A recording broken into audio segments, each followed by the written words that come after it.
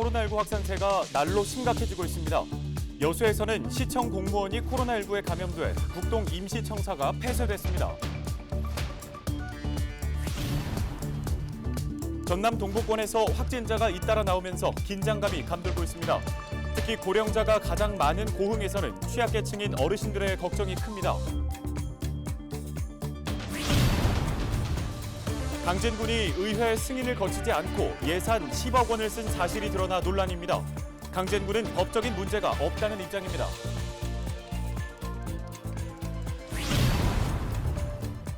장흥군의 수소연료 발전소 건립 사업이 2년째 제자리 걸음을 면치 못하고 있습니다.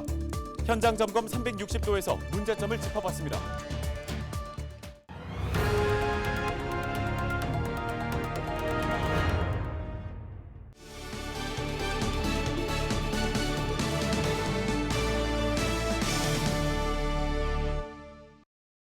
시청자 여러분 안녕하십니까? 헬로티비 뉴스입니다. 고흥에서는 10일 추가 확진자가 한 명도 나오지 않았습니다.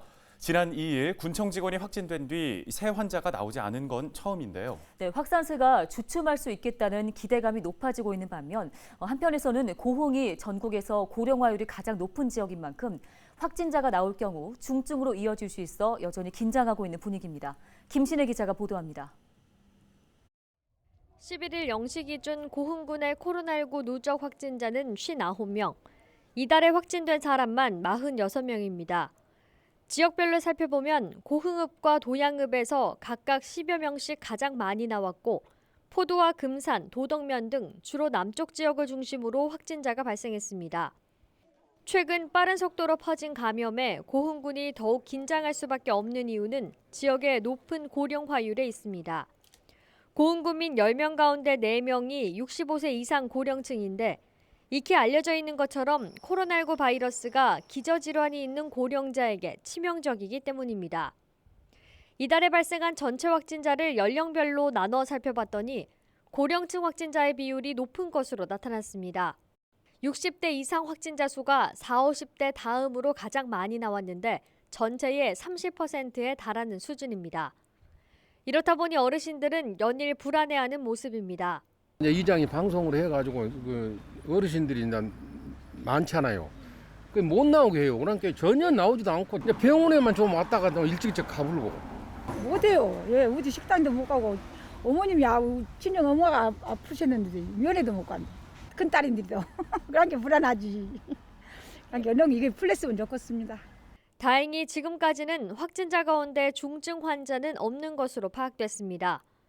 10일 고흥에서는 추가 확진자도 한 명도 나오지 않았습니다. 하지만 검사 결과를 기다리는 사람과 자가격리자가 400여 명에 달하는 만큼 고령층 감염 확산을 막기 위해서는 개개인의 방역수칙 준수와 외출 자제가 뒷받침되어야 할 것으로 보입니다. 헬로티비 뉴스 김신혜입니다. 다음 소식입니다. 여수시청 소속 공무원이 코로나19에 감염되면서 근무지인 국동 임시청사가 폐쇄됐습니다. 여수시는 11일 기준 공무원 A씨가 코로나19 양성 판정을 받아 여수 136번 확진자로 분류됐다고 밝혔으며 같은 청사에서 일하는 8개과 직원 180명에 대한 전수검사를 진행하고 있다고 설명했습니다. 방역당국은 공무원 A씨의 정확한 감염 경로 등을 조사하고 있습니다. 순천 지역 코로나19 확진자 4명이 추가 발생했습니다. 순천시는 10일 24시 기준 코로나19 확진자 4명이 추가돼 누적 331명을 기록했다고 밝혔습니다. 순천 328번에서 331번 확진자는 순천 327번 확진자와 함께 사는 가족으로 확인됐습니다. 방역당국은 지난 7일과 9일 동해동 해성사우나 여탕에 방문한 시민들은 보건소 선별진료소에서 코로나19 진단검사를 받을 것을 당부했습니다. 10일 광양에서도 코로나19 확진자가 1명 발생했습니다. 광양 103번 확진자인 A씨는 순천 325번 확진자의 접촉자로 분류돼 코로나19 진단검사를 진행한 결과 양성 반응이 나왔습니다. A씨는 광양 중마동에서 식당을 운영하는 자영업자로 그동안 아무런 증상이 없어 영업을 계속해왔던 것으로 전해지고 있습니다. 광양시는 역학조사와 함께 접촉자 파악에 나서고 있습니다. 고흥군이 외국인을 포함한 전 군민에게 1인당 마스크 5장씩을 배부하고 있습니다. 고흥군은 최근 지역 곳곳에서 코로나19 확진자가 급증하고 있어 추가 확산을 막기 위해 이같이 결정했다고 밝혔는데요. 이번에 배부되는 KF94 마스크는 마을별로 담당 직원과 마을 이장을 통해 군민들에게 전달될 예정입니다.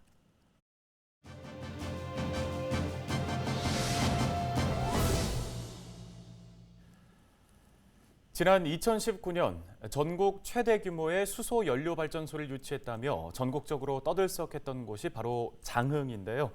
지역에서는 새로운 일자리 창출은 물론 지역 경제 활성화에 대한 기대가 높았습니다. 네, 그런데 2년이 지난 지금까지도 사업은 진행되지 않고 있는데요. 송효창 기자가 현장 점검 360을 통해 짚어봤습니다. 그동안 미분양으로 천덕꾸러기 역할을 하던 장흥 바이오 산업단지. 국내 최대 규모인 200메가와트급 수소연료전지 발전소 유치로 지역 경제를 책임질 중요한 곳으로 급부상했습니다. 수소연료 전지 발전은 정부에서 적극적으로 권장하고 있는 친환경 신생에너지 사업입니다. 화력 발전에 비해 발전 효율이 높고 환경 오염물질 발생이 적은 친환경 고효율의 미래형 발전 시설입니다. 장흥군은 전라남도와 함께 2019년 4월 IT에너지와 한국서부발전이 1조 2천억 원을 투자해 전국 최대 규모인 200메가와트급 수소연료전지 발전소 건립을 추진하기 위한 협약까지 맺었습니다. 2년이 지난 지금 사업은 어떻게 진행되고 있을까? 제가 지금 서 있는 이곳이 장흥 바이오 산업단지입니다. 이곳에 수소연료전지 발전 시설이 들어설 예정이었지만 2년이 지난 지금까지도 첫 삽조차 뜨지 못하고 있습니다. 당초 IT에너지는 토지 매입과 사업비 조달, 발전 사업 등을 주관하고 한국서부발전은 사업 참여는 물론 신재생에너지 공급 인증서 매입과 운영 관리 등을 담당할 계획이었습니다. 사업자 측은 2019년 발전 사업 허가 승인까지 받아놓았습니다. 하지만 현재까지 진행된 것은 토지 계약금 2,600여만 원과 중도금 1차분 2,600여만 원을 낸 것이 고작입니다. 자금 조달도 펀딩을 통해 사업자가 마련하기로 했지만 이 역시도 현재까지 진행된 것이 아무것도 없습니다. 어찌된 일인지 사업자에게 직접 전화를 걸어봤습니다. 최종적으로 사업자들끼리의 협의는 끝났지만 앞으로 이제 그러면은 이 발전 신호를 짓는 데 있어서 최종적인 정부 승인을 득해야 되는데 그 과정이 앞으로 좀 더 얼마나 걸릴지 저희는 좀 빨리 끝나고 빨리 착공을 하고 싶은데 그거는 이제 미지수인 상황인 거죠. 말 그대로 본인들은 책임이 없고 정부의 정책 변화에 따른 어려움이 있어 늦어지고 있다는 것. 허가권이 있는 산업자원통상부에 직접 물어봤습니다. 이제 그 사업 준비 기간이란 걸 주기 때문에 그 사업 준비 기간 내에 발전소 건설을 완료하고 그 상업 개시를 시작해야 되는 거죠. 22년 3월입니다. 장흥군은 어떨까? 장흥군은 전국적으로 미래에너지 사업이 진행되고 있는 만큼 산업자원통상부의 절차가 늦어지고 있지만 사업에는 문제가 없다고 밝혔습니다. 이제 전력거래소하고 기재부하고 이제 서부발전하고 이제 뭐 그 협의가 또 있나 봐요. 그래서 착공이 되면 아마 11월 달에 아마 착공이 진행이 될 것 같아요, 지금. 공사 기간이 제가 봐서는 한 1년 반에서 2년 정도는 아마 소요될 것 같습니다. 그러나 산업자원통상부는 내년 3월까지는 업무 개시가 되어야 한다는 입장까지 내놓은 상태. 올 연말 공사를 시작한다 해도 빨라야 2023년에나 업무를 시작할 수 있는 만큼 허가권 상실 이전에 대책부터 마련해야 하지 않을지 우려가 되고 있습니다. 헬로티비 뉴스 송유창입니다. 다음 소식입니다. 강진군이 의회 승인 없이 10억 원에 가까운 예산을 사용해 논란이 일고 있습니다. 강진군은 적법한 절차에 따라 예산을 사용해 문제가 없다는 입장이지만 적지 않은 돈을 의회를 거치지 않고 자체적으로 사용하면서 비판의 목소리는 높아지고 있습니다. 보도에 박정호 기자입니다. 강진군 국립청소년문화체육센터 예정 부지입니다. 공동묘지였던 이곳을 강진군이 체육센터 건립을 위해 기반 조성 사업을 진행했습니다. 처음 계획은 무덤 255개를 이장하려 했지만 사업을 추진하다 보니 1000여 개로 늘었습니다. 사업비도 1억 5천만 원에서 6배 수준인 8억 8천만 원까지 올랐습니다.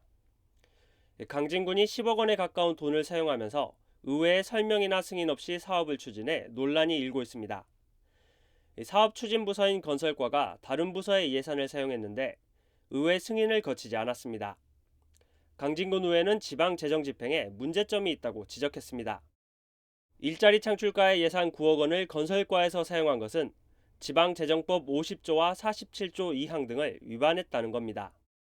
지방재정법 50조에는 예산을 이월할 경우 미리 지방의회의 의결을 얻어야 한다고 나와 있습니다. 강진군 의회는 적법한 절차 없이 정책 사업이나 부서를 받고 사용한 예산 집행이 지난 10년 동안 단 한 건도 없었다고 밝혔습니다. 의회 예산 심의권을 무시하고 그 예산의 기본 원칙마저 지키지 않는 집행부를 국민들께서 어떻게 신뢰해서 군의 재정 운영을 맡길 것인가 그런 의문이 듭니다. 제가 예산팀의 입장을 듣고 설명을 들을 때에도 그렇다면 이와 같은 유사 사례가 근 10년간 있었다면 알려달라 한 건도 없었습니다. 강진군은 지난 2018년 관련 예산을 의회에 승인받았기 때문에 문제가 없다는 입장입니다. 또 다른 부서의 예산을 가져온 것은 같은 사업비 명목이기 때문에 가능했다고 설명했습니다. 17년도에 명시효를 한번 시켰습니다. 그래서 여기서 의회 승인을 한번 받았고요. 18년도에 다시 한번 상고의결을 했구만요. 명시효는 의회 승인을 받아야 될 상황이지만 상고의결은 의회 승인 사항이 아니다. 적법한 절차를 지켰다고 주장하는 강진군. 하지만 무연고 묘지 이장 사업에 대한 각종 의혹이 꼬리에 꼬리를 물고 있어 논란은 한동안 지속될 것으로 보입니다. 헬로티비 뉴스 박종호입니다.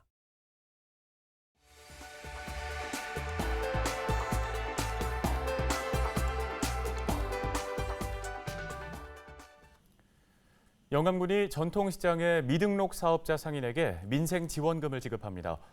지급 대상은 사업자 등록을 하지 않은 전통시장 점포 운영자와 노점 상인 등인데요.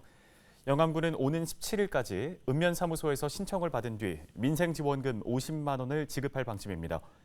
영암군은 정책 사각지대에 놓인 미등록 사업자 지원과 전통시장 활성화를 위해 민생지원금을 지급하기로 결정했다고 설명했습니다. 광양 배알도 근린공원과 망덕포구를 잇는 해상보도교가 오는 6월 개통될 예정입니다. 광양시는 망덕포구 관광명소화 사업의 마지막 단계인 해상보도교 상부가 성공적으로 설치됐다고 밝혔습니다. 해상보도교는 국내 최초로 곡선 램프를 도입한 다리로 선박이 자유롭게 이동할 수 있도록 하부 공간이 구성됐습니다. 광양시는 오는 6월 상부를 포장하고 경사로 계단과 교량 난간 설치가 마무리되면 보도교를 개통할 수 있을 것으로 예상하고 있습니다.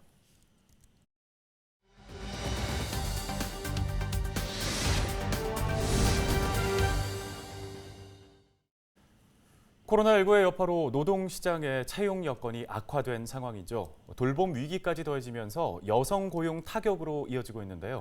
이에 따라 전라남도가 여성 온라인 일자리 박람회를 개최하고 있습니다. 네, 관련된 내용을 전라남도 여성가족정책관실 김미순 여성정책팀장 전화 연결해 자세하게 짚어보도록 하겠습니다. 팀장님 안녕하십니까? 안녕하세요. 전라남도 여성가족정책관실 여성정책팀장 김미순입니다. 네, 앞서 전해드린 것처럼 전라남도가 여성 온라인 일자리 박람회를 개최하는데요. 먼저 개최하게 된 계기도 궁금하고요. 어떤 박람회인지 설명 부탁드리겠습니다. 네, 전남 여성 온라인 일자리 박람회는 어제부터 5월 23일까지 14일간 개최합니다.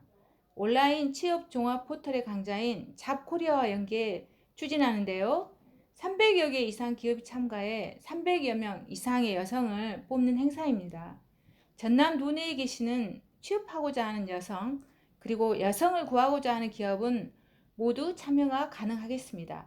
이번 행사는 전라남도와 목포시, 여수시, 순천시, 나주시와 합동으로 개최하고 있습니다. 무엇보다 코로나19 장기화로 취업 취약계층인 여성들의 채용 여건이 더욱 악화되고 있습니다. 여성의 빠른 노동시장 복귀를 위한 주요 시책인 일자리 박람회를 더 이상 미룰 수 없어 온라인 일자리 박람회를 개최하게 되었습니다. 네, 코로나19가 장기화되면서 여성 고용 부분도 상황이 좀 악화되고 있다 말씀 주셨는데요. 구체적으로 상황이 어떻습니까? 네, 코로나19로 인한 여성 노동시장 득어 이탈이 발생하고 있습니다. 특히 코로나19로 고용 위기가 여성들이 많이 취업하는 숙박업, 요식업 등 대면 서비스 산업에 집중되고 있습니다. 더욱이 돌봄 위기가 가중되면서 여성 고용에 심각한 타격으로 이어지고 있습니다. 지난해 고용 통계를 보면 전년 대비 도소매업, 숙박 음식점업, 교육 서비스업에서 감소한 전체 규모 중 여성이 62%를 차지했습니다. 그리고 여성 취업자 수는 2009년 이후 처음으로 전년 대비 감소세로 전환됐습니다. 또한 그동안 여성 고용률을 견인해온 30대와 50대에서 취업자 수가 크게 감소했습니다. 앞으로 여성 일자리 회복을 위한 국가 차원의 여러 정책들이 속도감 있게 추진되어야 할 상황입니다. 네, 팀장님 말씀을 들어보니 정말 일자리 회복을 위한 정책들이 필요해 보이는데요. 이 일자리 박람회 어떻게 참여할 수 있는 건지 소개 부탁드립니다. 네, 이번 박람회에 참여하는 기업은 전남 광주에 소재한 기업들이 해당됩니다. 모든 기업이 참여가 가능합니다. 다만 소비 향락업체, 근로자 파견업체와 용역업체 등은 제외하고 있습니다. 박람회에 참여하고 싶은 기업과 여성들은 다음 포털에서 전남 여성 온라인 일자리 박람회에 접속하시면 참가 신청서를 작성하여 접수하실 수 있겠습니다. 네, 팀장님 관련해서 앞으로 추가적인 계획도 마련이 돼 있을까요? 네, 많은 여성들이 구직 활동을 하고 있음에도 일자리를 구하지 못하는 안타까운 상황이 계속되고 있습니다. 우리도는 연말까지 일자리 박람회를 3회 이상 더 개최할 계획입니다. 여성 구직자 여러분께 맞춤형 취업 지원 서비스를 제공해 구인 희망 기업과 쉽게 빠르게 연결해 드리겠습니다. 여성분들의 많은 관심과 적극적인 참여 부탁드립니다. 감사합니다. 네, 잘 들었습니다. 도움 말씀 여기까지 듣겠습니다. 전라남도 여성가족정책관실 김미순 여성정책팀장이었습니다.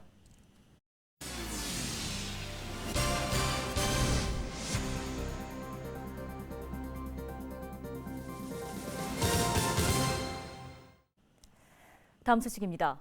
목포시가 자연재해를 줄이기 위해 종합적인 계획을 세우기로 했습니다.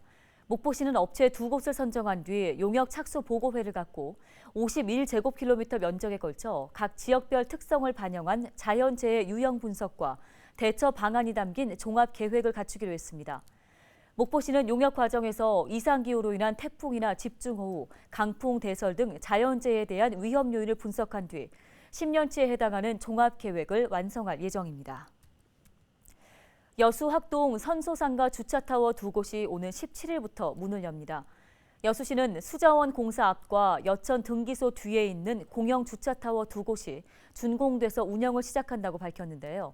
이 주차장은 지상 3층 4면으로 일반형 155면, 확장형 140면, 경영 21면 등 전체 차량 343대를 주차할 수 있는 규모입니다. 전라남도 교육청이 진행한 검정고시 합격률이 평균 80% 수준으로 나타났습니다. 이번 시험에 초졸은 41명이 응시해 34명이 합격했고 중졸은 106명이 응시해 84명이 합격한 것으로 집계됐습니다. 또 고졸은 418명이 응시해 332명이 합격했는데요. 합격자와 개인별 성적은 오는 17일까지 전라남도 교육청 누리집을 통해서 확인할 수 있으며 합격 증서는 우편으로 발송될 예정입니다. 인생은 60부터라는 말이 있죠. 이제는 인생은 80부터라고 해야 할지도 모르겠습니다. 84살 어르신 2분이 검정고시에 합격했다고 하는데요. 한 분은 초졸, 또 한 분은 중졸 시험에 떡하니 붙었다고 합니다. 네, 얼마나 뿌듯하실까요? 네. 배움에는 나이라는 벽은 없는 것 같습니다. 어르신들의 멈춤 없는 도전에 뜨거운 응원을 보내드리며 뉴스 마치겠습니다. 고맙습니다.